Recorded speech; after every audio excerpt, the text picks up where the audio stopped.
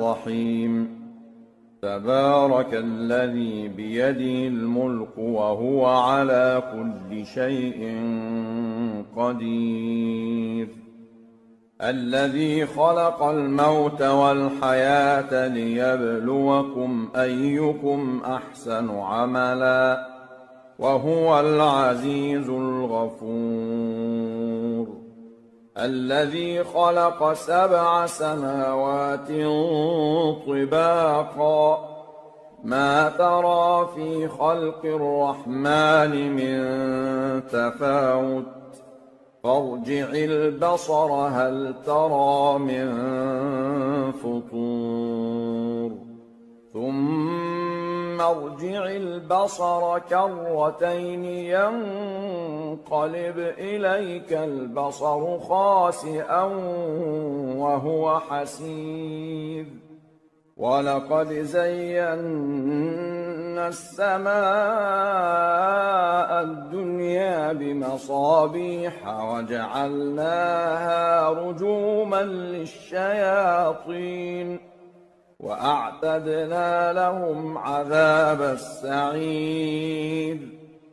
وللذين كفروا بربهم عذاب جهنم وبئس المصير إذا ألقوا فيها سمعوا لها شهيقا وهي تفور تكاد تميز من الغيظ كلما ألقي فيها فوج سألهم خزنتها ألم يأتكم نذير قالوا بلى قد جاءنا نذير فكذبنا وقلنا ما نزل الله من شيء إن أنتم إلا في ضلال كبير وقالوا لو كنا نسمع أو نعقل ما كنا في أصحاب السعير فاعترفوا بذنبهم فسحقا لأصحاب السعير إن الذين يخشون ربهم بالغيب لهم مغفرة وأجر كبير وأسروا قولكم أو اجهروا به إنه عليم بذات الصدور ألا يعلم من خلق وهو اللطيف الخبير هو الذي جعل لكم الأرض ذلولا فامشوا في مناكبها وكلوا من رزقه وإليه النشور أأمنتم من في السماء أن يخسف بكم الأرض فإذا هي تمور أم أمنتم من في السماء أن يرسل عليكم حاصبا فستعلمون كيف نذير ولقد كذب الذين من قبلهم فكيف كان نكير أولم يروا إلى الطير فوقهم صافات